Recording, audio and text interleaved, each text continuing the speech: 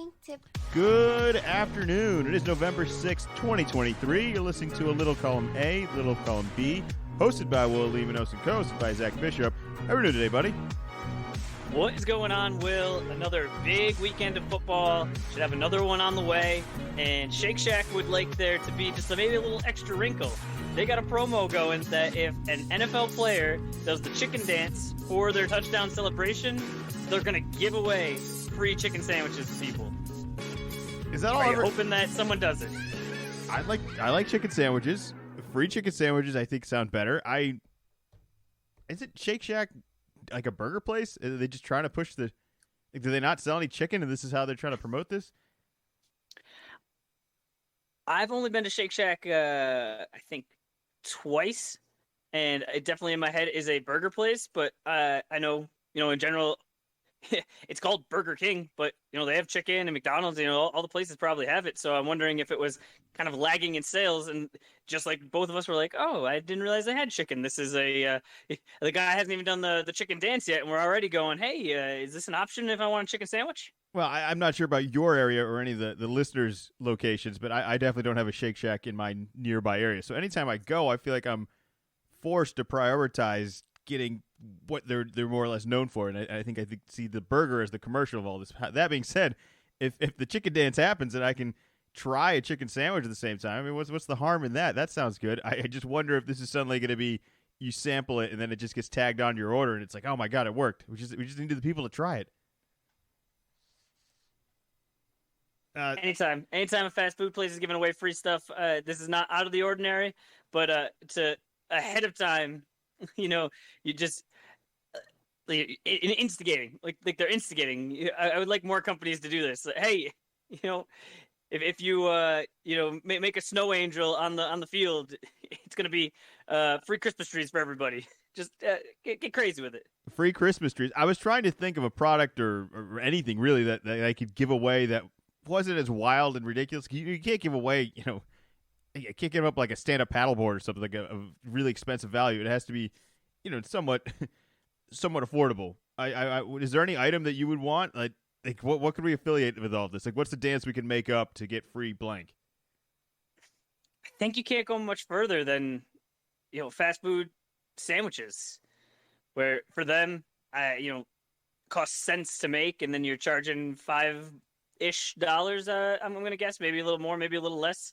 I think anything higher than that, you're not going to get that for free, even with downloading the app and kind of jumping through those hoops.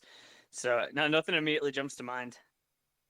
Well, it's worth trying. I guess that's really the story here. Is congratulations for the advertisement, and maybe one of these days we'll be able to report a chicken dance and a successful free distribution of chicken sandwiches to everyone but us. This is great. This is really, really paying off. I'm happy to open the podcast with this. Before we move on to our picks, I'm going to do a quick little summary of last week, of which I think I got more wrong than I did right. I think this is the biggest lead you will probably have all season if all goes the way it has the rest of the season. Neither of us, I'd say, have been very successful. However, you were far more successful this past week.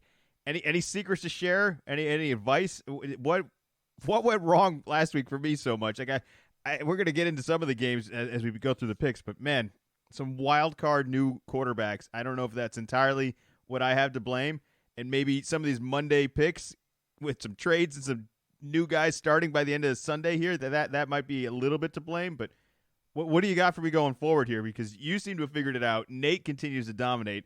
I'm going in the wrong direction. I'm seeking out for help. You are my friend. What do you got for me? I'd love to come in and say, oh, this is what I did, and I changed this, but I explain as best as I can on the podcast. And I think, unfortunately, I think this might have been a just a little blip, and that it's going to be right back to awful next week. And this was just broken clocks right twice a day, and it was the time change week, so maybe it was right an extra week that people forget about. So I think I just got lucky with the time change.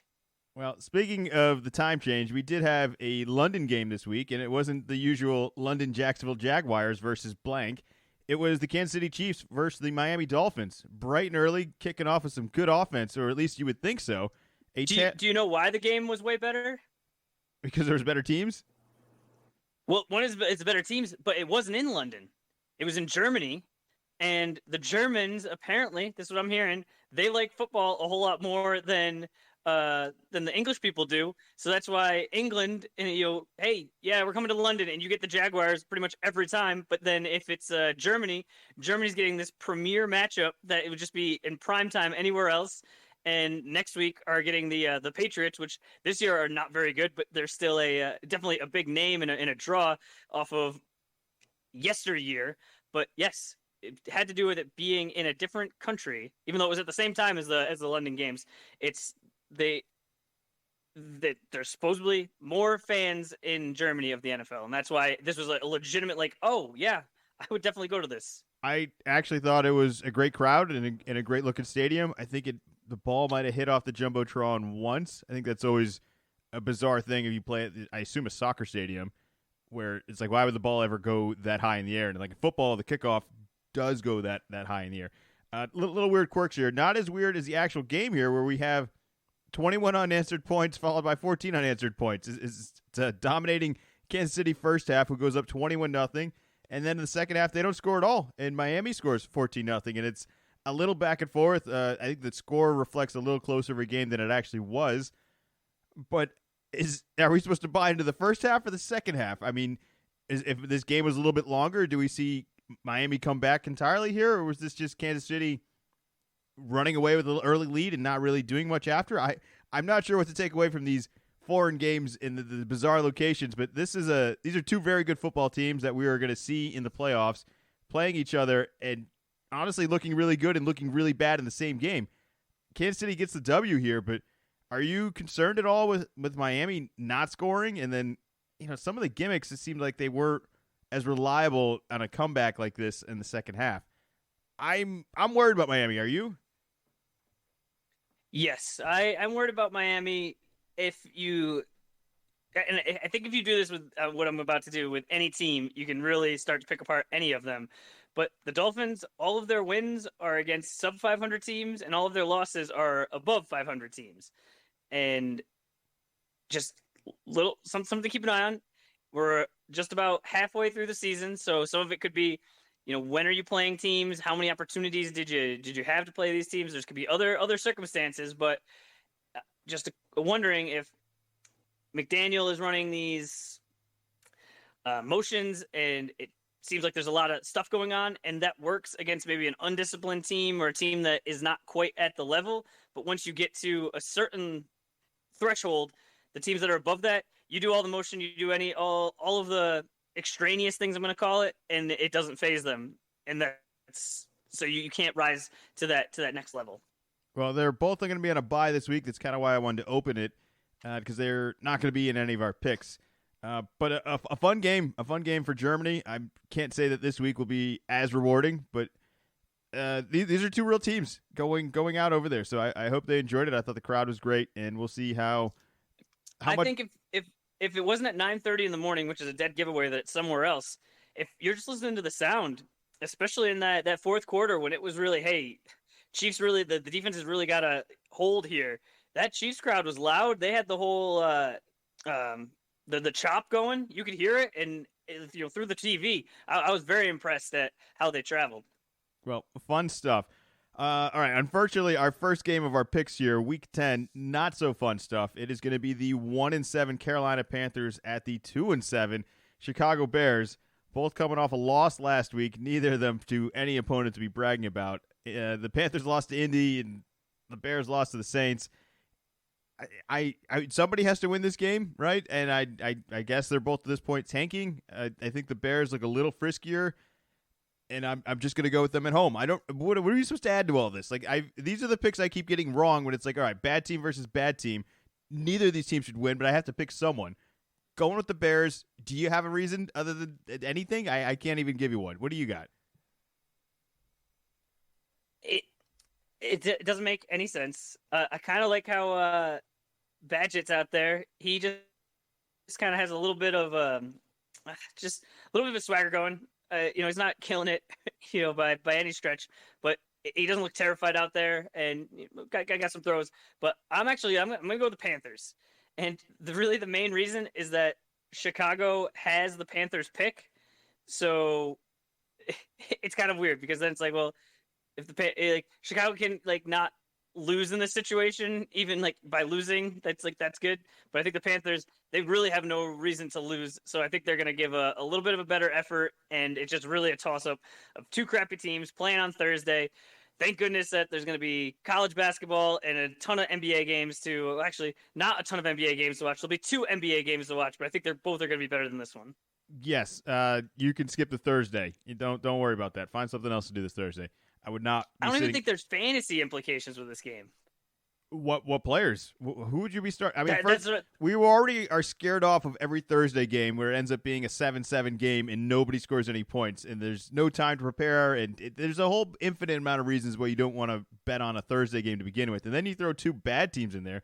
I mean, is there any chance at all that both of these teams reach double digits? Because I don't think so. 13-10, best case scenario. Both of them. That's what it seems like it's going to be. A lot of mistakes, sloppy. All right, moving on. Not so much fun to talk about the Patriots, but they will be in Germany, 9:30 game Sunday. It'll be the Indianapolis Colts versus the New England Patriots. The Colts got a W. Jonathan Taylor's moving a little bit, and that's about all I could say about them. The Patriots, I mean, I could spend a whole podcast. It would be miserable for me and for everyone to listen of the problems that they have and the disappointment that I continue to have with this team of just being good enough to be in a game but not good enough to actually win the game. It's punishing to watch. I can't give you any insight on Mac Jones is really good at this, and this is what we need to hold on to going forward. There isn't anything. There's nothing left. Bourne is out with the ACL. We can't even trade him for anything. He's done. The Colts are 4-5, very quietly 4-5. We are 2-7. I assume that they have more reason to win for that reason, and that we should be heading in the wrong direction. So I'm picking Indianapolis. I'm not even sure if they're the better team. I just feel like if we want to do what's best for our team going forward, we shouldn't beat the Colts this week. Who you got? I am going with the Colts. I watched all of the Patriots game after the past couple of weeks. Was like, all right, you know what? I'll put them on. Look at their own screen along with Red Zone. And then they went down 3-0 pretty quick. And I said, well, we're behind. And that has pretty much been you will not win this game. And especially being down 10-0 was extra. Oh, okay. And it's like, should I switch it over? It's like, well, maybe once the basketball games start, I'll switch it over. But then, well, we made a little bit of a comeback and things got interesting. But once again, in the fourth quarter, when everyone needed to be on their A game, our team was not on their A game. Ended with a Mac Jones tip for an interception. Not all of his fault. I think Juju said, hey, it hit me in the hands. I got to catch it. Fine. So between the two of them, that's a mistake. And then going before that, we were even lucky to get the ball back because we were supposed to have the ball with maybe 4 and change to go. But on a punt, special teams, offsides on a punt, 4th and 4, automatic first down. Awesome.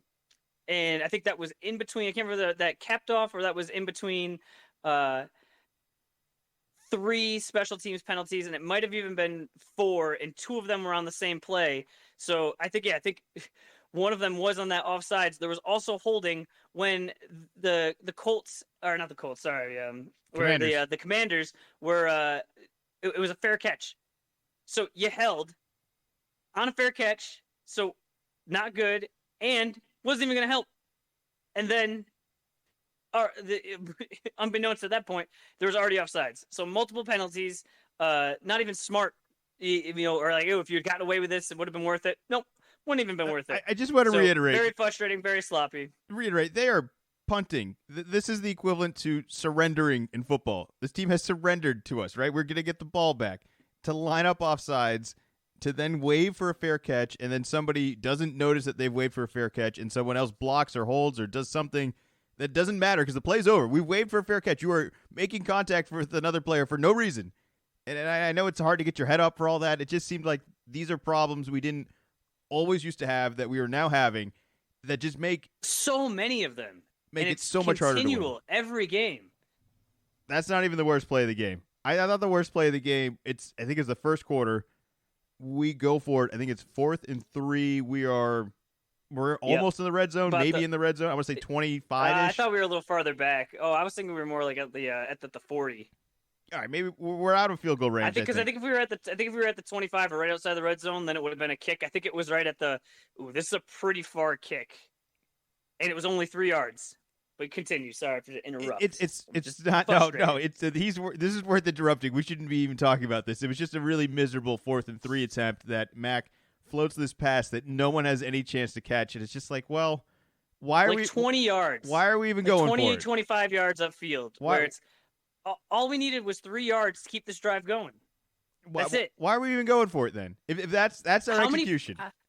Then I don't know if that one was bad, and if we want to go on the other side of the ball. Commanders 3rd and 23. We cover all the receivers, and Howell runs, bumbles and stumbles and knocks off of guys and gets 24 yards. First down. Sam Howell out of all the quarterbacks. I mean, not Mr. There Mobility. Are other quarterbacks when they do that to you. I mean, that's where the elite guys. They do that to you all the time. When that happens, Patrick Mahomes does that, just like, all right, no, he's done that before, and he just knows exactly where he's got to get to. But you can't let Sam Howell do it to you. Well, I don't understand. So we're covering everybody. It feels like we're in a retreat, but we're also not getting any pressure. But nobody's spying on the quarterback, and he managed to just wander his way 22 yards down for the first time. It's too much. It's too much. I don't think they're going to win this week. You don't think they're going to win this week. We got to move on. We got to get to the Celtics sooner. We can't waste time on New England every week. Just next game. This is basically what happens. Is this is how our Sunday went. Will texted me before the game and said, "Are we rooting for a loss in this?" And I said, "Oh, I can't really do that. But what's going to happen is I'm going to root for a win, and then when we lose, then I'm going to kind of make it so it's like, this is like good for tanking and all that. But just the way we lost was just awful again. So it was even hard to do that. But then just immediately, Will wants to get rid of Mac, and then I just immediately go into Celtics undefeated, huh? Like let's just erase this. So yes, we already talked about this for too long. On to the next game. We're on to Cincinnati. Literally, Houston Texans at the Cincinnati Bengals. I think we need to take a minute and just recognize what C.J. Stroud did last week. Woo! 30 for 42 on his completions, 470 yards, 5 touchdowns, and a incredible comeback including victory. The game winner. Incredible comeback victory of which their kicker. What was it? He got the ball with 50 seconds left and marched down the field. Even I don't even know if he had that much time left. You know what? I don't even know if he needed that much time kicker? either. The no kicker part is a huge drama of all this. They had a no kicker for a while, and then at some point said, "All right, well, we really think we should kick it." And I guess the running back, after probably the first 3, had said, "Hey, I can do this, coach. No, really, I can do it." They said, "All right, fine. Let's see if he can do it, just so he'll miss, and then we can say, hey, see, you couldn't do it, and we can avoid this." But no, he made it, and he did it so nonchalantly. So we needed the kick that puts them up 33-30. Of which I'm going to butcher his name. Ogungabali is the guy that attempted the kick. He is not a kicker. That is not his position. He's very much playing multiple other positions that don't involve special teams throughout all this. Kicks a kick, makes it. They needed it too. I think this whole comeback was more bizarre and almost convenient to the point where it was like, oh, it'd be really nice if we just had to get to the 50-yard line and only kick a field goal, but we don't even have a kicker to do that. They end up being down 7. It's 37-33 with 46 seconds left. And it's just like a blink of an eye. Tank Dell is just suddenly in the end zone in 2 plays. It's an incredible. It's just an impressive game for a rookie. Is CJ? It's something he should be proud of. I think this was a really impressive win. I'm not sure what the deal is going to be with their kicker going forward, but if they're going to be, they're 4-4 right now. So like the season's in their own hands right now. This is a huge game against Cincinnati. I can say a whole bunch of nice things, and I will say nice things about them going next, but. Noah Brown, 6 receptions, 153 yards, 1 touchdown.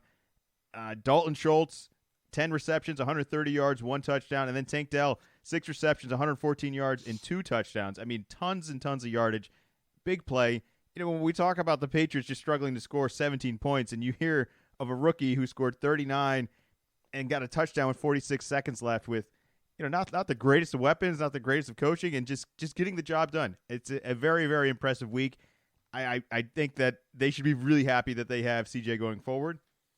But this week they're going to be in some trouble because they're going to be running into the big bad Cincinnati Bengals, who are 5-3. Look out! This team just whooped Buffalo, and I'm saying whooped because Burrow 31 for 44, 348, 2 touchdowns, just looking like his old self. And it's getting towards that time of year, getting a little bit colder. He seems locked in. This team seems so ready. I'll take Cincinnati easily this week. I hope it's a shootout, though. I hope we get to see some points. But I see Cincinnati. I think I could argue Cincinnati's the best team in the league right now. I really think I could. I don't think it'd be that hard. So I'll take Cincinnati. Who you got? I'm also going to go Cincinnati. It's just that's the thing with the rookies. It's you can do it one week, but you're just not veteran enough to know. Okay, this is exactly how it works. So I think CJ, you're never as high as your highs, and you're never as low as your lows. So there's going to be something that's he might stink it up this week. And it doesn't mean that he's the worst quarterback in the world. It's just hey, he's a rookie, but to see these flashes is just a lot of fun. Where we've kind of been talking that there's just a lot of not great quarterback play, and as more of the more established guys are getting older, saying, "Hey, where are the new guys coming in that are going to be exciting to watch?" And so to just see, okay, here's a guy, sure looks like he has it, but Joey Burrow. Almost like when you're not hurt, it's way easier to play football. And then even smashed his finger up and still was able to battle through. I like what they're doing. Even with Jamar Chase not playing so well, not getting the ball so much, they were still able to figure out a way to get their win against we all thought like good Bills team. So definitely not a slouch victory. But I'm still gonna go with the Bengals. All right, next game, the 5-4 New Orleans Saints at the 5-4 Minnesota Vikings, who I don't even know if when we made our picks last week had their starting quarterback. Midweek, they trade for Joshua Dobbs from the Arizona Cardinals. He's not scheduled to start, but sure enough, their rookie gets injured in a heartbeat, and he ends up being in there for the whole game. Leads an incredible comeback. This was the other mind-blowing performance. It wasn't just CJ this past week. Joshua Dobbs, 31-28 over Atlanta. I can't fathom this. I picked against this team thinking even if they did get another quarterback, this guy's going to have 48 hours with this team in which neither of those days are going to even be practice. And they weren't. This guy left the game yesterday introducing himself and saying that he didn't know everyone's name on the team because why would he? I don't know whether to say maybe it's not as important to practice or that this is just a really, really, really impressive victory for Josh Dobbs. That should be celebrated at a team that's 5-4. Again, both these teams, one of these teams is gonna have a successful year. All right, it's not gonna be like anything spectacular, but one of these teams I feel like is gonna be really close to 500. It just seems wild to say that Minnesota is still alive, knowing what they've been through and some of the losses they've had this year and all of the luck they had last year. They are where they are, and I'm gonna go with them this week. I'm gonna ride the Josh Dobbs bandwagon. I was riding a little bit in Arizona. I just like this guy's a competitor. It doesn't make any sense, and it's one of those things that you just don't bet against. So I'm going with Joshua Dobbs and the Minnesota Vikings. I'm sure they could easily look terrible this week, but I'm riding this bandwagon of just having some fun. So I'm going with them. Who you got? I'm going to go the other way. I'm going to go to the Saints, but the Dobbs story is just one of those awesome sports stories. It's just amazing. A lot of times news like this comes out after, maybe not this specific news, but you see it more in basketball. Like, oh no, Jimmy Butler lost, and then he stayed at the court shooting for 2 hours, and there's pictures of it or something like that, or other stories where it's like just over and dated with just so much of it. But I couldn't get enough of seeing this over and over again because it is just so ridiculously hard. It's hard enough to be a quarterback with all of the possible preparation. Most of these quarterbacks have all of the time. Like, this is their full-time job. He's coming to a completely different team. Are there stuff? Is there stuff that's the same? Yeah, probably. But a lot of times these teams are running different schemes. All of the play calling is different. Even if the structure is similar. I mean, the way he described it was, you're studying French, and then they're like, "Hey, take the Spanish test." It's like, well, yeah, it's still language, it's still football, but it's totally different. They're showing him on the sideline. He took 0 snaps during practice. Well, he'd also spent the entire week out there. He also spent the entire week preparing to play a different team. He wasn't ready. He wasn't scheduled to play Atlanta. How could he know? He wasn't traded yet. So like he was preparing for another team, idea. And then ends up getting thrown at all this. I mean, I'm sure he wasn't completely blindsided. I'm sure he studied film on most of the teams throughout the league. But of recent this week to only have a couple of days in comparison to normally having a week, And it's a really hard position. So like I just think this is an impressive win. And Will, even the even taking a snap in a football game, you have to have the chemistry right with the center. It's a very weird, like intimate position that you're in that you just kind of just don't really think all the way through as a as a fan, as well as the timing. The timing is so important when you are up at the line. Different quarterbacks, just almost by accident, you have a different uh tempo to your cadence, even if it's just very simple. Of you get up to the line and just set hut, like that amount of time in between, and that's just if you're doing that. Let alone, okay, here's what we actually call, and not even talk about like the plays where he's getting radioed in the plays and then has to ask the guys that he doesn't know, hey, what are you doing on this play? I have no idea. I mean, it started off terribly, which makes way more sense. A sack and then a strip fumble. So I just gotta imagine there'd be a lot of guys that after that would have just, basically packed up shop. Like, yep, you're just gonna turn around to 180 degrees. You hand it off to the running back, and we're just gonna get out of here so no one gets themselves killed. So for him to just be able to pull himself up and say, all right, no, dust himself off. I'm gonna try to win this game, and somehow figuring it out, it's just amazing to me. Wild. It's a very impressive game. It's worthy of talking about in a name that you should be knowing. One of these teams, like I said, they're both 5-4. This is kind of a big game for one of them, where they you stay at 500, you could go either direction, but this is one where you can kind of get a little bit of a lead here. All right, moving on. Next game, the Green Bay Packers at the Pittsburgh Steelers. The Packers were one of the picks that you got correctly this past week, where they whooped on the Rams to only put up 3 points. They managed to put up 20. Nothing really to brag about for Green Bay. I don't like this Green Bay team. I already hit the panic button on Jordan Love. I can't believe that they won last week. They didn't play well. Like it looks like 20-3. Like, oh yeah, like good job. But if you watch that game, they have no offensive threat at all. It's all luck. This guy doesn't have it. And I'm saying this as they're going against the luckiest opponent, the rocky Pittsburgh Steelers, who just get their ass beat for 10 rounds and then come back the last 2 seconds. It's like lulling everyone to sleep. I can't get over how bad their offense is. Pickett's not good. Pickett's basically completing 50% of his passes. That's just not good. You're almost better off just not throwing the ball that much. They end up getting going against Thursday. They end up getting Levis, who only had a couple days to get ready, the rookie for Tennessee. I don't know which one of these teams is really more phony to have as many victories as they are. The only good thing I'll say is Deontay Johnson's back, and it seems like he's got a little groove to his step, and I think that'll be enough offense for Pittsburgh to just skate by this terrible Packers team. But I could easily get burned by both these teams. They burned me last week, where I picked the Rams, and I picked against both of them. So I'll go with Pittsburgh. Who you got? I am also going with Pittsburgh. Not quite a bye week, but played the Thursday game last week, so there's a little extra time. So I think Tomlin will just have them ready, and I agree with you that Jordan Love it's not quite all the way there. I still don't think that the Steelers are that good, but I think this is a situation where they probably should win by more, and yep, they'll eke one out, but they're just better than the Packers. All right, next game, the Tennessee Titans at the Tampa Bay Buccaneers.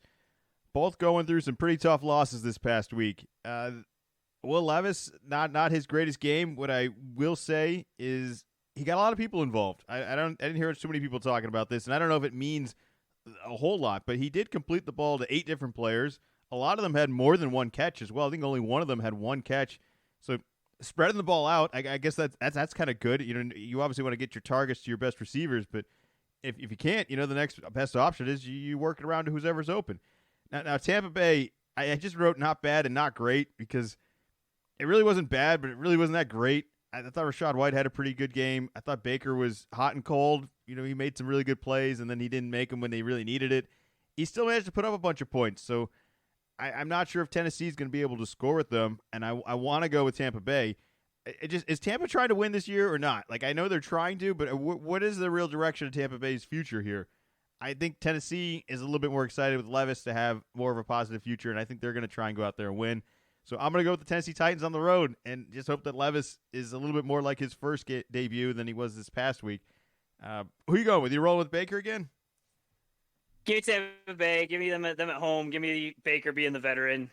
I got I got nothing beyond that. Yeah, no, it's not great. I tried to figure out a way out of it, but somebody's got to win.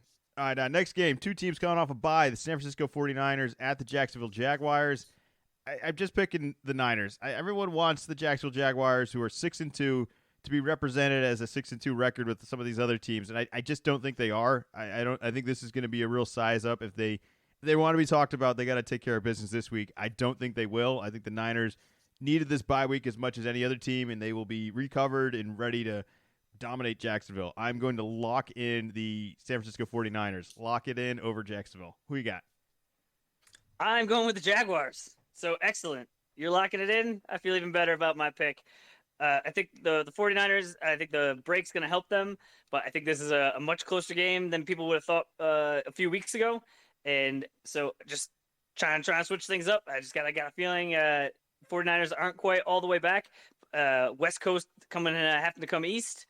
And that can be tricky, especially 1 week after, the time change.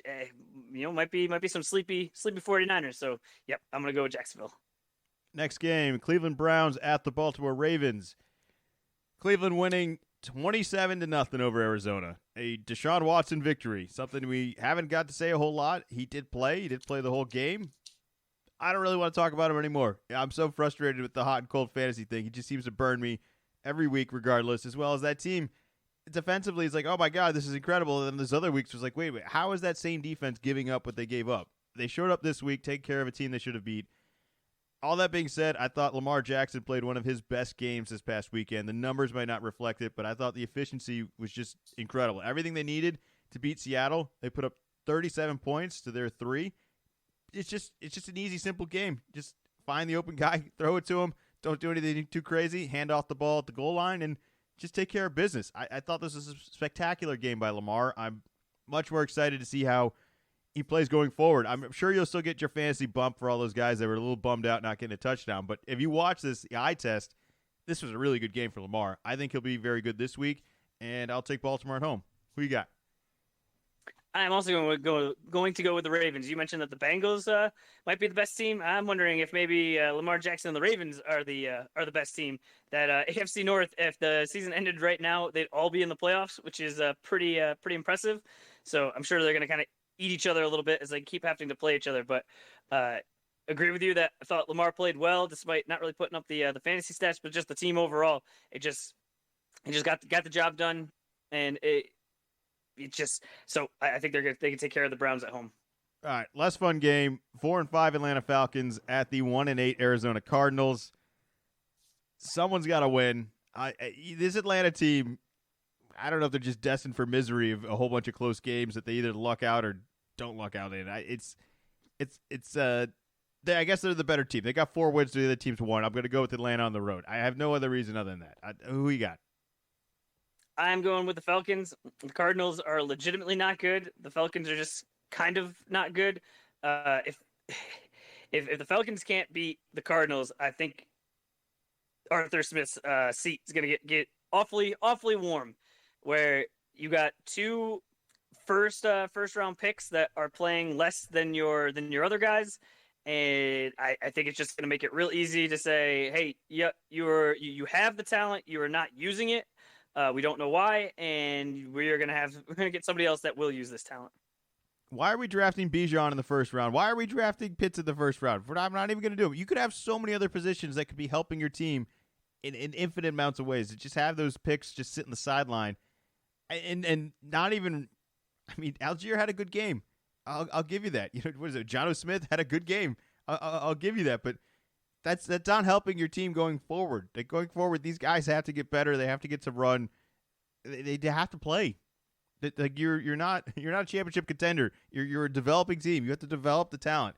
It's not developing at all. It's mind blowing. Especially when in like 2 years from now they're gonna be like, you know what? We don't want to pay either you guys because we don't think you're worth it. It's like, well, you didn't play me.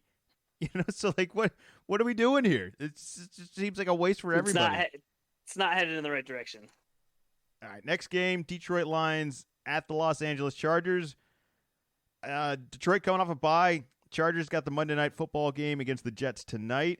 I imagine they'll be fairly successful in that, although with the Chargers, you just never know. And I think Detroit is just a steadier hand. I'm going to go with Detroit on the road because the Chargers, they don't get home games, and they may not actually be that good of a football team. They're 3-4. They'll probably take care of business tonight and be 4-4, but I'm a little bit more skeptical of them, and I think Detroit coming off a bye will be ready for whatever the Chargers are prepared to screw up. So who you got? Yep, give me Detroit.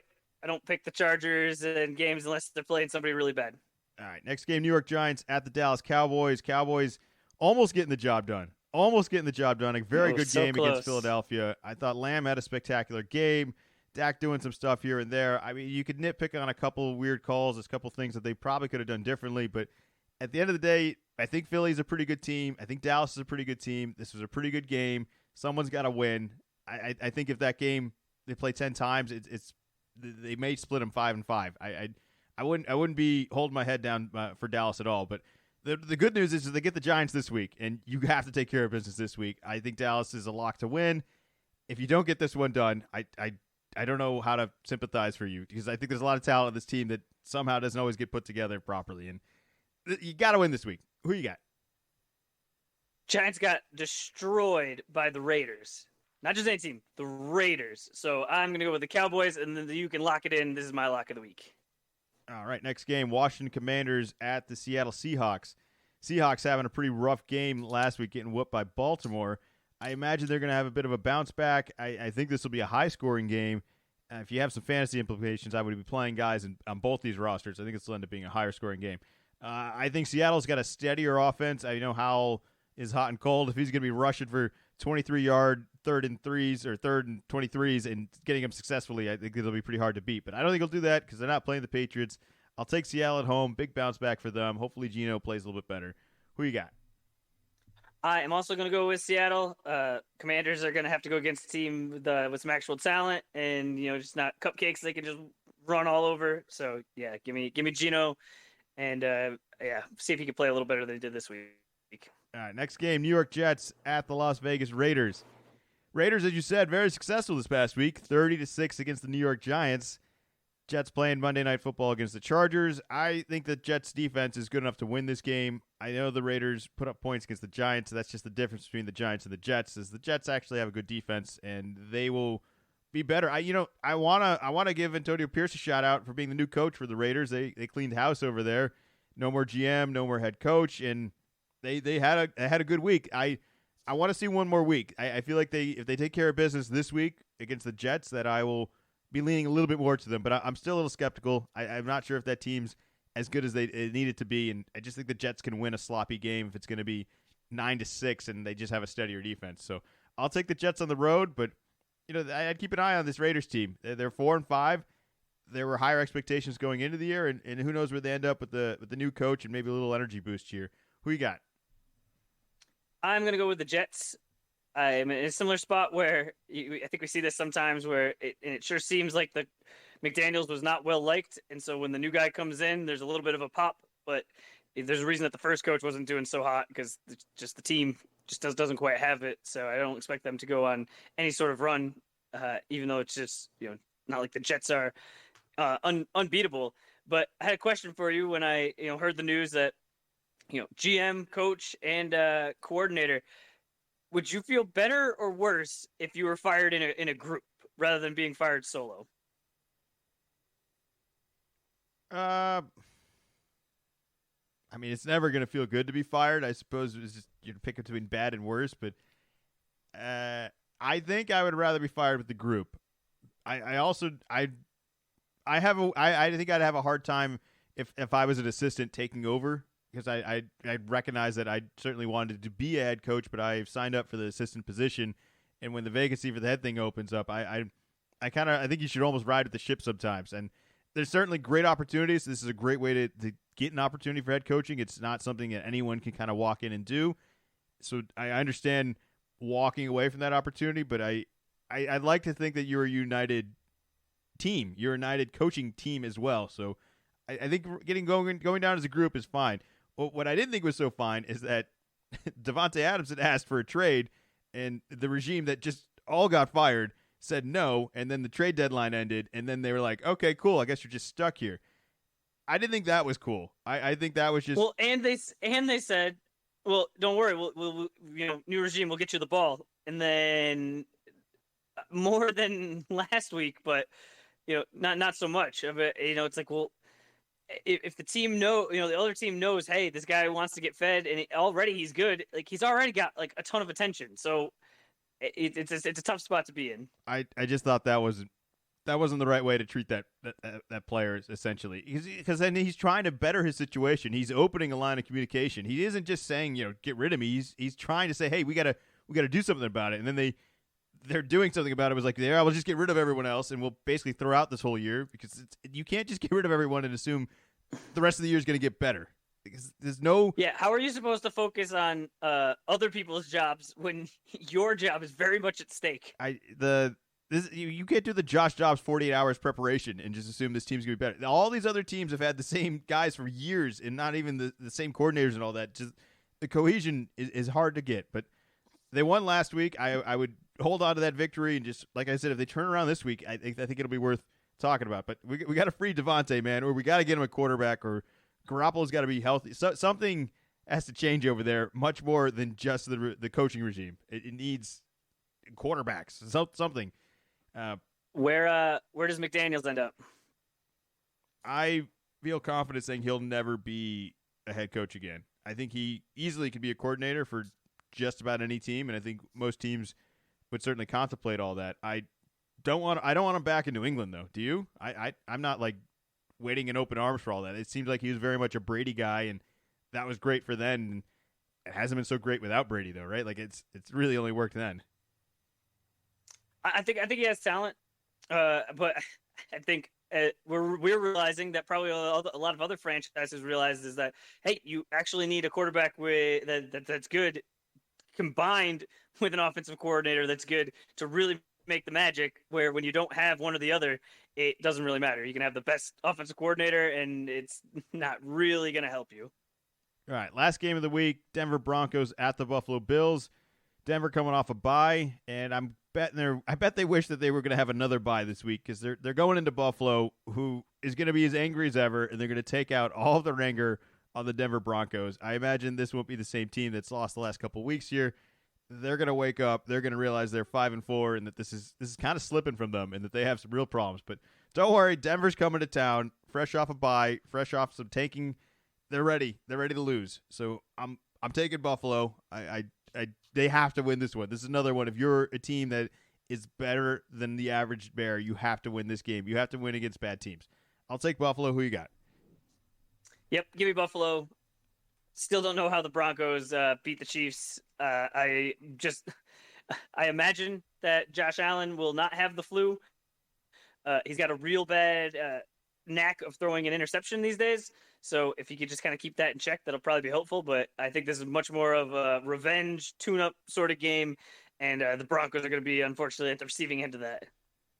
Yeah, all right. Those are our picks for the week. Make sure you fill yours all out before Thursday and Sunday. Everything kicks off a little earlier on Sunday. That 9:30 game in Germany will wake you up for sure. All right, this week's Fantasy Heroes and Zeros. Who do we got? We'll start with the zeros. Lot of well-known wide receivers: Tyreek Hill, George Pickens, Jamar Chase, Zay Flowers, Gabe Davis. Gabe Davis with an actual zero after the week before being pretty good. Running backs, we have Zach Moss and we have Kenneth Walker. Kenneth Walker has definitely been trending very much down. Not good there. And then tight ends, Travis Kelce. As a proud Travis Kelce owner, I thought it was all fun and games a couple of weeks ago when it was, hey, look at these stats when Taylor's in the box in the stands. It's like, aha, yeah, that's kind of funny. But now that she hasn't and he hasn't been playing well, now it seems like my fantasy team is tied directly to if Taylor Swift is in attendance or not. So I would like her to keep or to like show back up so my team can win. So that has been a unique twist that I was not expecting for this football season. And then for the heroes, quarterback, we have Dak Prescott. Couldn't quite get it for his team, but probably got it for your fantasy team if you played him. Wide receiver, Amari Cooper. Running back, Rachaad White. Couple of tight ends, Cole Kmet, Taysom Hill. I saw a stat saying in the past 4 weeks, I think Taysom Hill has just as many or maybe just a little bit more points than Travis Kelce. He, I believe, threw a touchdown this week. which doesn't always do. And then defenses, the Browns, the Raiders, and the Chiefs. All were fantasy heroes. You would have been happy to have them, especially the Browns going against Arizona. They were, I believe, the highest ranked coming in, and very much even exceeded those expectations. Fantasy defenses, man, don't even bother. I played Dallas this past week because statistically they are the number one fantasy defense. Now they're going against Philly, and that should scare you away from just anyone because there's only so many good defenses. There are so many good offenses. If you can avoid going against a good offense, it doesn't really matter what defense you play against. But I didn't have a roster spot to drop them.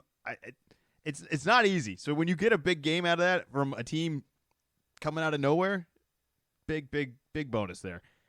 All right, moving along. It is that time of year. College basketball is kicking off tonight. There are some games to look forward to this week. What's something we should kind of keep our eyes on? Not even tonight. It's already tipped off this afternoon. I was a little disappointed. Oregon is kind of laying the beatdown on Georgia right now. That game started at 4:30, but in an odd sort of twist, it's in Las Vegas, so it's really like an early afternoon game out there. You can definitely tell by the crowd. There's not a lot of people there, which is just odd timing. I'm sure they got some more games going on, and I really think it was a miss that more teams didn't play in the afternoon. It seemed like all the afternoon games were all teams that were playing non-Division I teams. Are playing D2 teams. Makes sense. First game of the year, a lot of tune-up games happening, across all levels, but just seemed like a real good opportunity to avoid going against Monday Night Football if you played it, even 6 o'clock. But nope, there'll be a bunch of games tonight.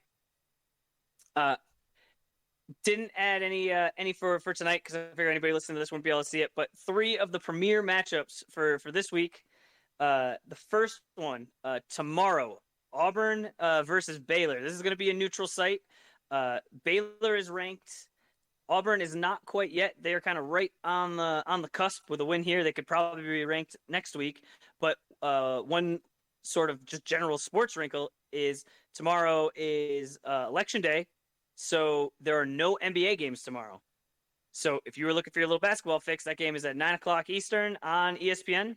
So if you're, you might just need to get your fix. Next one, Friday. Not even really a homer on this one, but Arizona at Duke. Both ranked teams, and this is at Cameron Indoor. This is not at a neutral site. It's tough. There's like a lot of money in doing these neutral site games, and I think it helps with recruiting.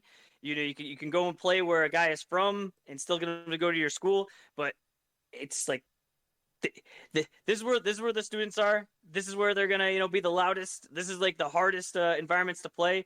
This is the first of a home and home. So next year Duke will be playing at Arizona. So if anyone's saying, "Oh yeah, typical Duke, only playing home games," well, next year we'll be playing there. That's the agreement. This is the Shire era. Things are a little bit different. And also on Friday we have Tennessee at Wisconsin, and this will also be at the college, not at a neutral site. So there are going to be a ton of games. I think there's 114 games going on tonight, but those are 3 of the the premier matchups to really just kind of get a sort of taste for what to expect. As a newly committed Michigan State fan, I'm worried of all these early games where I wouldn't have any sympathy in losing to Duke. That's a good team. The rest of the world seems to agree to that. It's the loss to the Southern Illinois or Southern blah blah blah or the middle of nowhere blanks, and I don't want to blow those games. So I am a little nervous that the season doesn't really start till next week. I feel like even the basketball season doesn't even start till Arizona Duke kicks off, where it's like finally 2 ranked teams playing. Let's see if these rankings mean anything, because within a week of now they're going to be shuffled entirely, and that's exciting. Anything else? How are you feeling about Michigan State? Like you said, as a new fan, a new team, just they're tipping off tonight. Are they getting one of the screens? Are you watching them on your laptop? Or are you just gonna check the score later and watch NBA? Like what's kind of your go-to here? They're not gonna make the screen. They got to be playing somebody worthy of watching for me to watch them. I'm not gonna be that psycho fan. I'm not. I don't. They're not. There's so many other fandoms that I have to prioritize over them. All right. So there will be days where they will get their priority when there isn't quite as many options. But I am such an NBA junkie at this point. I mean, I'm watching I'm watching like 4, 5, 6 games at the same time, switching back and forth, big screen, little screen, quad boxing, audio over there. It's been Here you so here you go. So you got the opener tonight. So I would say you at least want to keep an eye on the score. If this gets close, you're gonna have to turn it on. You're gonna have to make sure you got them go. Get a victory here. But I get you with all the NBA and everything. But you guys are playing. You mentioned Southern something. They are playing Southern Indiana. Should be absolute cakewalk, and that is on Thursday evening. And like we said on Thursday, there are only 2 NBA games and that very not looking very good NFL game. So I think that's really the one that, all right, no, I'm a real fan. I'm keeping an eye on it, and this is the one. And they're gonna blow them out. So you got it on in the first half, and maybe even through the first half, it just ends up going on mute. On the background is just an absolute cakewalk. like Izzo is not afraid to throw a game early. I think he wants to get his attention of his players. I mean, you never want to lose, but I do think he's a coach that isn't afraid to really let a lesson be learned here, and that they just need to get in the tournament. Like I never felt like Michigan State has truly been prioritizing seeding. I think they've always that's conference time. I could see that happens in January. If you start losing to James Madison tonight or Southern Indiana on Thursday, that's more of what happened to Louisville last year, where it's not, oh no, like, yeah, just a little tune up, we got beat, you went on the road and you had to play Purdue or something like that. That is oh no, something terrible happened, and are we going to win more than 4 games? So I don't think you should take it so casually. All right, and anything else for college basketball? Otherwise, I'm going to talk about the real sport, and that's the professionals. That's the NBA, in which we got midseason tournament. It started. It's like 1 week into the season, and they're calling it the midseason tournament. If we rename this, is that going to make it sound better, or is it just no other better option than midseason tournament that starts on the second week of the season? It wouldn't hurt. Like I thought for like the longest time we were calling it midseason tournament, and then we might just continue to call it that, but really it had like an actual name, and it's like, oh no, this is just literally the name of it. It's like there was no sort of attempt to like come up with a real name. Like this really seems like all right, well, this is just a placeholder. We'll figure out all the rules. We'll get all the buy-in, but we'll change the name later, and then it just stuck. Well, a couple of things. So the midseason tournament has started, and the scheduling of it could be whatever, but they're going to be playing on Fridays and Tuesdays. This Tuesday, election day, so nothing this Tuesday. Last Friday, I thought it was a pretty big success in the branding. I thought it was very colorful, which was attention-grabbing. And very colorful. And if you weren't familiar with it, I think you would be asking yourself, what is this? And if you found out what it was, you'd probably then say this is really silly. But if you didn't, there'd at least be an interest of trying to figure out what is this. And that's good for what they're doing. They're trying to get people to recognize that these are games that really don't have any more value, but they're trying to make it a little bit more valuable. I'm not against all of this, and I've already noticed some things.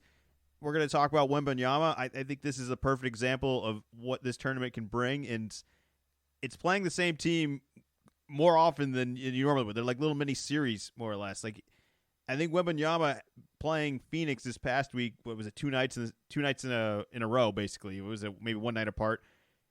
I think for a guy like that to get comfortable playing the same team, it's rewarding, and I think it almost builds up a rivalry of an experience against one another, and I think it'll make even better games. So I'm all for this. I did think the colors were a little strong on the court, and it was a little hard on the eyes, but I think they have successfully branded this, and that's really what they were after. So who am I to argue against this?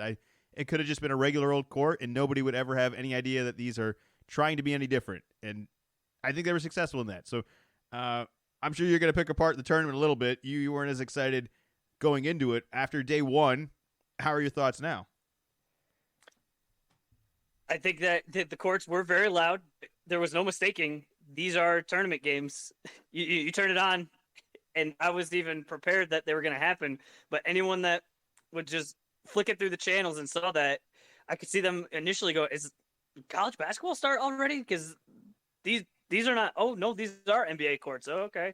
So then you look into it. I got nothing really to like poo-poo on it, but I wonder, we are not the demographic for this. We are the guys that are have League Pass. We were already watching before this started. It has to do more with our free time more than whether the in-season tournament games are going on. It's like I'm not prioritizing one over just a regular season game. I watched a bunch of them on Friday, but I had way more to do that it was just Friday and I was hanging out more than it's tournament games. I got to really see who's doing what. So like I'm just really not the correct person for it. I don't know if I really saw any sort of crazy uptick in like competitiveness. Maybe that'll happen as it goes further along. Look, it's not going to happen in every little division or every little group that they're all in, but in a few of them, some of these teams are going to learn to hate each other quickly. All right, and it's only been one day, so well, you say that, but don't they only play each other once?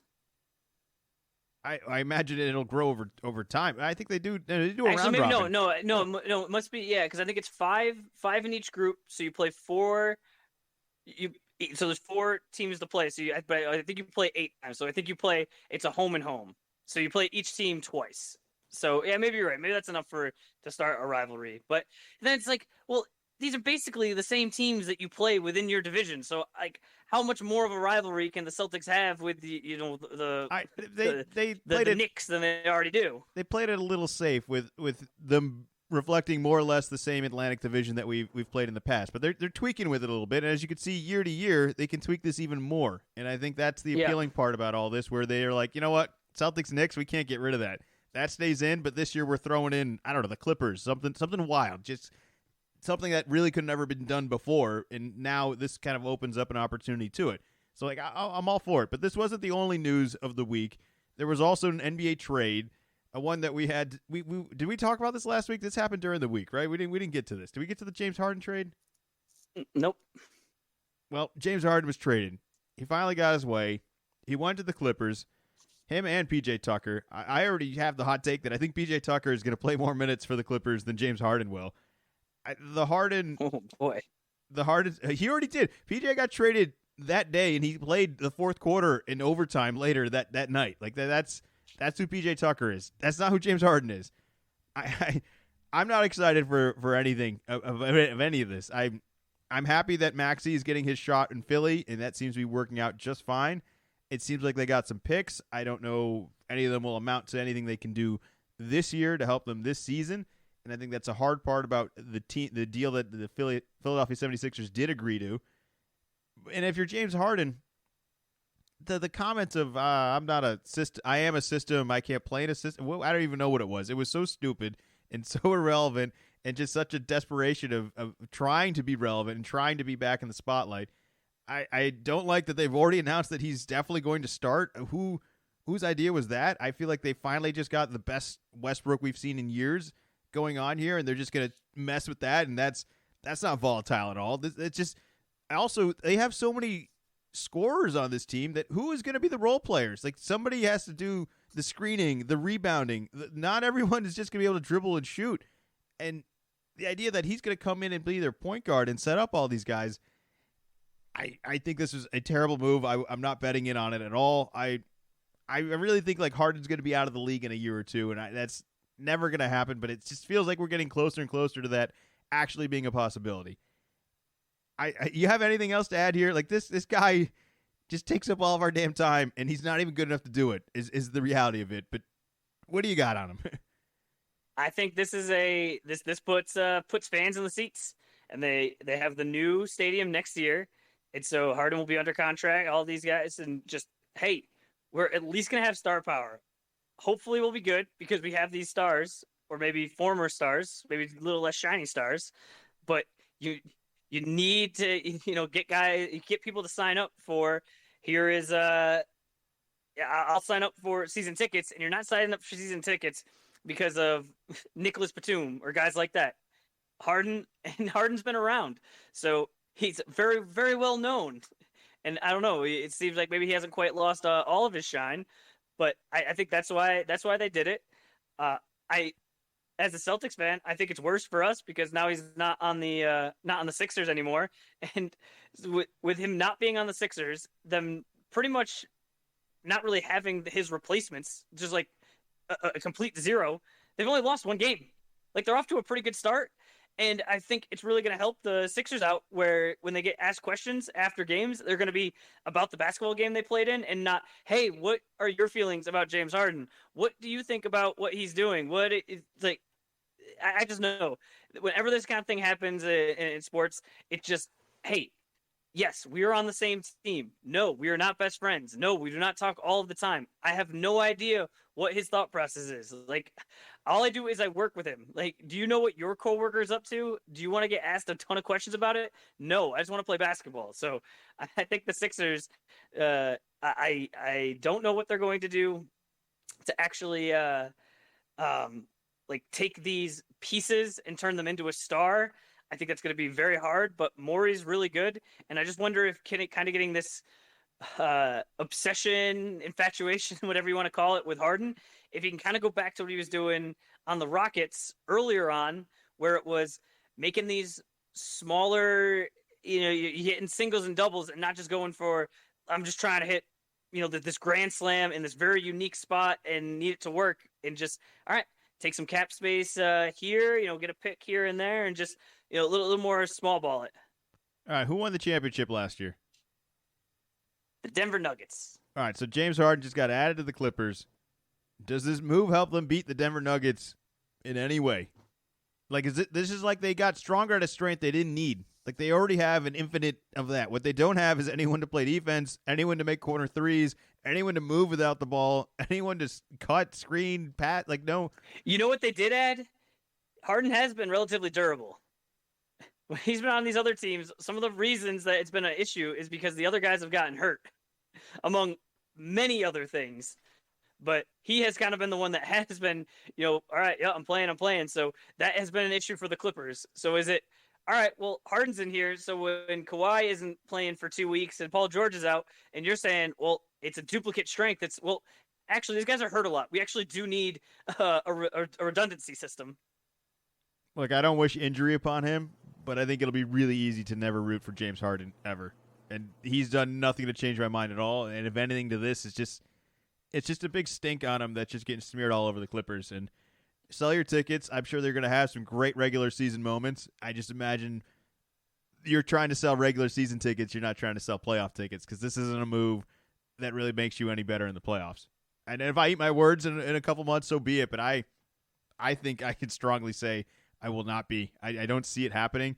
This team is holding on to a window that closed maybe a year or two ago, and they're so committed to it because they don't have a choice. They really don't. They don't. Like all their draft picks are gone. So, like, if you are the Clippers, Shea is gone. I understand that there's no real out of this, and this is the best deal that was available to you of value of what you could afford.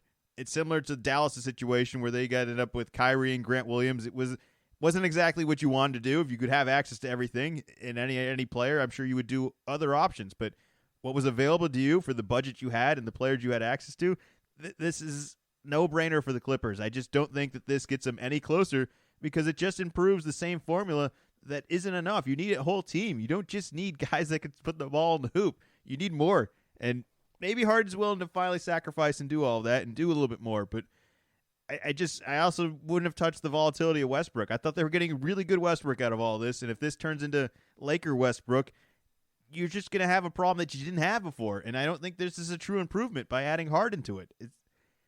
Did you see the video of when Harden got to the Clippers locker room? Yeah, that didn't look comfortable. That was weird, right? Like, did they want it? One, like, why is somebody filming in the locker room? And then two, whoever reviewed that said, yeah, this is good for the Clippers. Let's get that out there. I thought that was the weirder part, was that they were. I have no idea. I don't really know the reaction I should have to it. It's two guys. So just if you didn't see the video, I'm sure you can look it up online. It's nothing crazy, but it's Harden kind of sauntering into the locker room, and he's got his like backpack on, but it's just like kind of very slow and just kind of looking around. And then Terrence Mann is sitting there. I think he was on his phone, but he kind of looks up and like. There is almost like no change. It's not like superstar James Harden, who is now on my team, is like walked into the room. It's just like, all right, yeah, this guy walked in and is just like nothing. And then Westbrook's sitting there and notices him and is like kind of smiling and like there's a little bit of talk. And then Harden like kind of slowly meanders over and then they stand up and they kind of like embrace and have like a little chat. But my thought is like I've seen this stuff before where when I'm trying to think when Hart got traded last year to the Knicks. I remember there was video of Jalen Brunson because I don't know if it was during the All-Star break. It was sometime like there was a little bit of downtime, and he was just out and about like with his buddies or something, and they like had video of him, and he was thrilled because they were Villanova teammates. And it's like these guys were previous teammates, and Westbrook barely even like got up. Like He's going to take his job. Like, he got traded. He's going to take his job. Westbrook's not going to start because of James Harden. I mean, I'm sure Kawhi will sit out a couple nights, and Paul George will sit out a couple nights. They all get to play, but like everybody healthy. Westbrook's out and Harden's in, and they've already announced this going in. I thought that was the stupidest thing to do. Also, was everybody who's been asked about this, whether it's Ty Lue, the GM, everyone. No, Harden's going to start. I was like, what? For what? Why are we? Well, look at it. Why are we claiming this?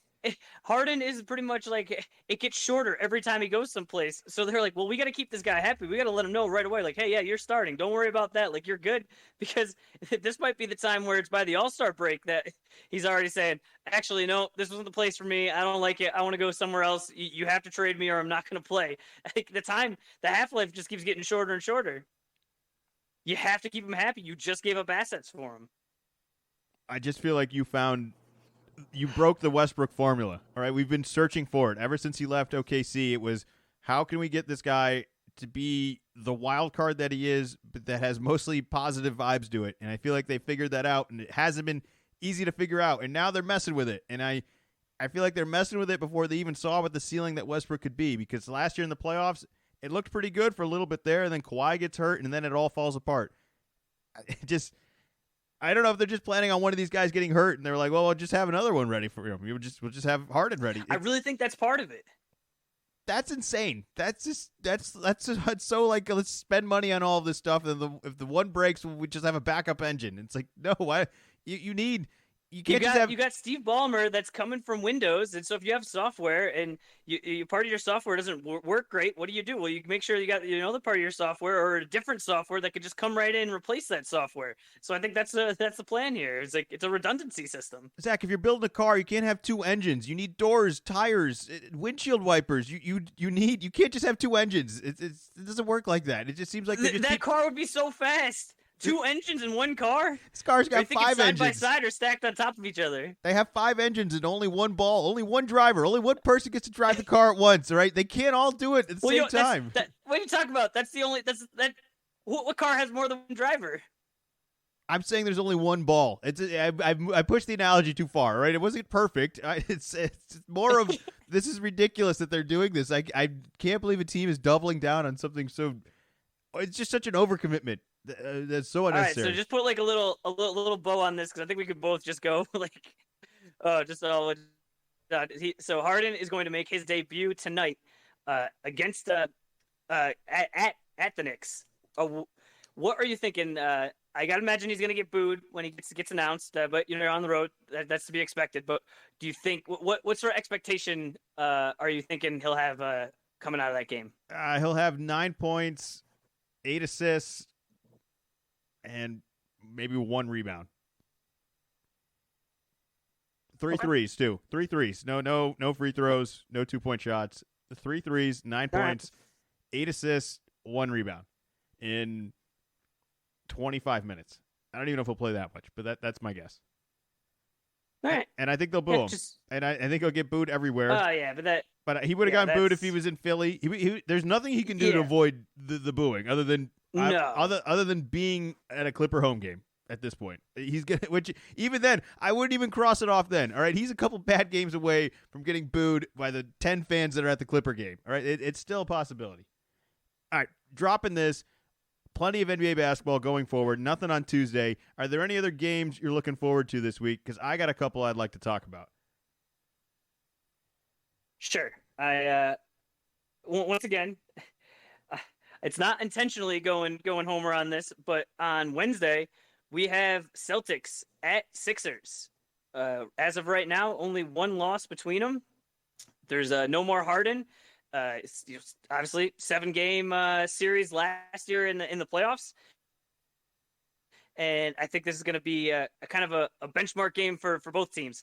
The Celtics have not had to play the most difficult of competition. I think they've really taken advantage of it, and at least through these games so far, have not slipped into what they've done in the past of, all right, first quarter, we're awesome, and, up 15 points, maybe the start of the second's pretty good, and then by the third quarter, we've blown that 20-point lead, and now we're in a dogfight, and what are we doing? And it's so infuriating. Like, we played the Pacers without Halliburton, and it was just every quarter, we were just adding more to this lead.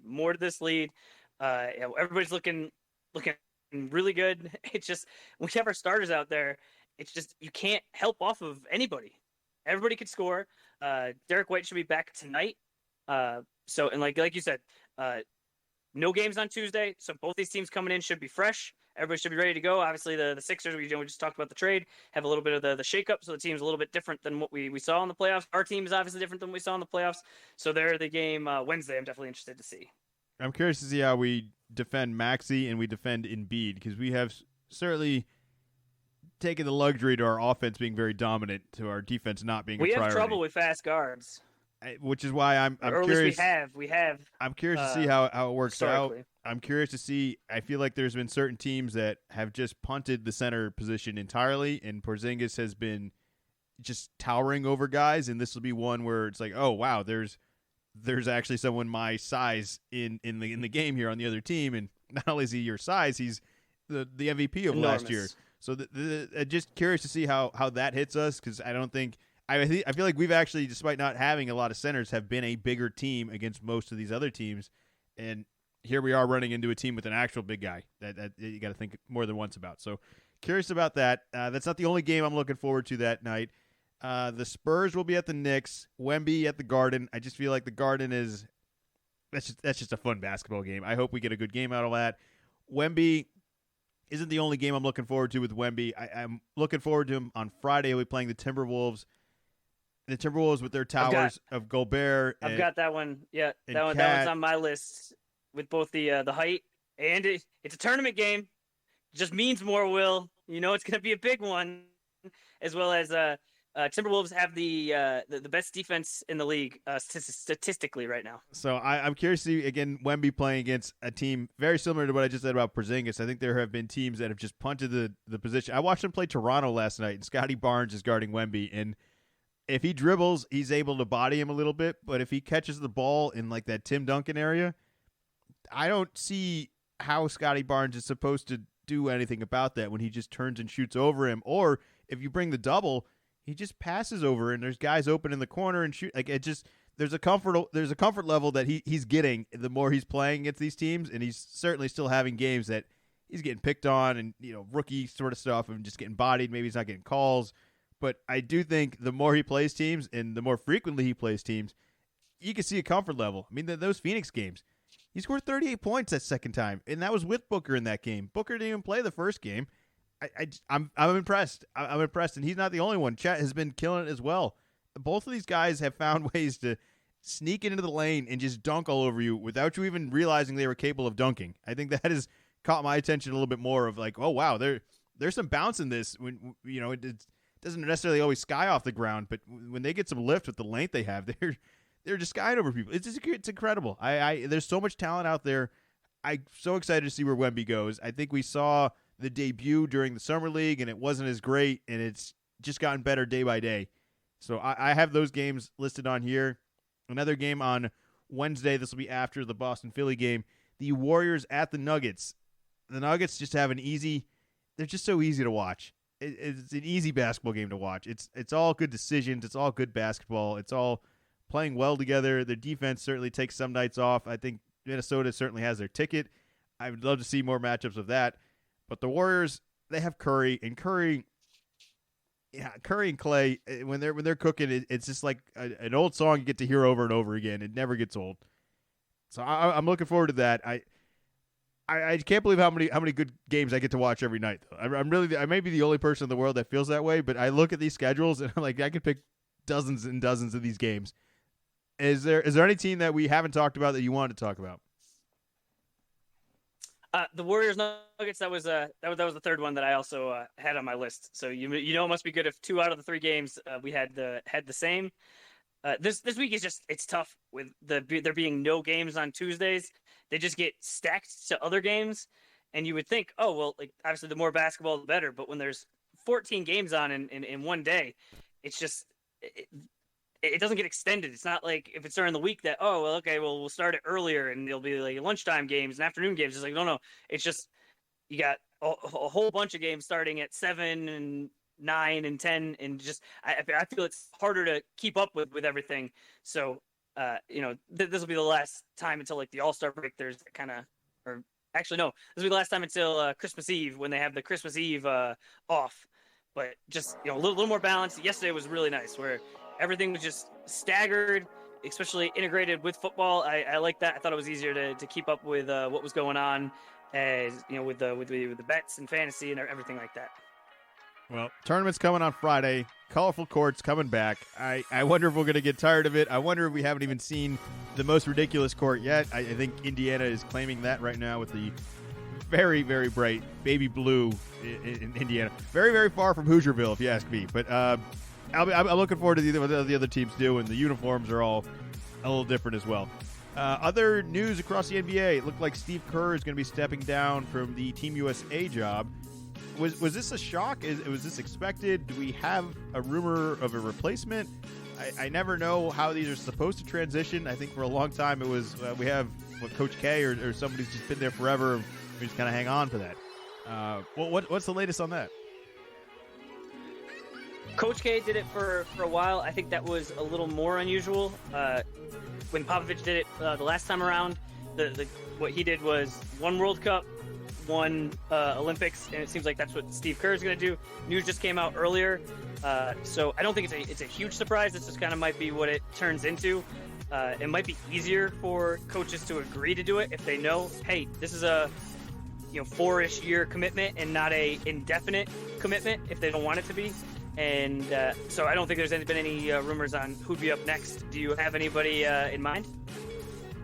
No, I don't. It's got to be somebody you respect, but also would be interested in playing for. And there are certain teams that I think there's certain players that are like, I'm tired of losing to the Warriors. Why the hell would I want to play for Kerr? So you got to be careful on some of these too. You don't want to pick the most hated team that's kind of been kicking everyone's ass up and down the court. But I don't know if there's outside of Pop, who's like the guy that's been coaching for a really long time? Who's got the long coaching resume? Is it Spoelstra? Is that the only one? He's been an assistant on the team, or assistant coach. So he could definitely get the call for that. I think he would he'd fit in there. Yeah, I can't really lock in anyone else. Unless there's someone to be some college. Who's even the college coach you would pull out of anyone? Coach K is one of the few where a lot of guys played for him anymore, but he's not there anymore. So a lot of the guys in the NBA, who's the coach that they played for? I doubt Calipari's got time for anything like this. That's the other thing with Coach K. It's like a miracle that he had time for it. You can always find time if you want to find time. No one at the college level necessarily jumps right out, but would Brad Stevens, would he do it for America? Would he go back on the floor? Brad's not even coaching the Celtics because he wants to spend time with his family. You think he wants to take his summers off, that he actually gets to relax a little bit as a GM? I don't think that's exactly the job he's waiting for. Although, if they make the calling, I could see him going forward with it, but I don't think they're going to end up with that. I just don't see it. I don't know who it's going to be, but I wouldn't anticipate it being him. All right, well, that's going to be it for the podcast today. I have one last update to tell everyone, and that is the Beer Mile has been scheduled. It will be Thanksgiving weekend. We will likely have that posted in December at some point, and then shortly after December, the shirtless runoff will happen as well. We'll get some ski tickets. We'll get Zach out there. He's new and improved, new bionic Zach, and we'll get back out in the mountain and just cross off all these old bets and just get rid of them because I don't want to do them anymore, and we've got to find out a way to make you do them this year. And now that I am a college basketball fan, I anticipate nothing but success. This is the only thing that's been holding me back, but just not sticking to a team. So now that I'm attached to MSU, it's all over for you. You're in so much trouble. Well, I'm definitely a little bit nervous. I'm not going to take this lightly. So I'm going to watch as much college basketball as I can. I really want to focus, and hopefully by March I'm feeling confident that I will be able to get that $1 million bracket. Last year I had some distractions, but this year no more distractions. I'm going to be focused. All right, we'll be back next week. Thank you as always for listening. Make sure you subscribe. Little of Column A, Little of Column B. You can follow Zach on his X account, which is Wicked Z-Man 24. We'll be back.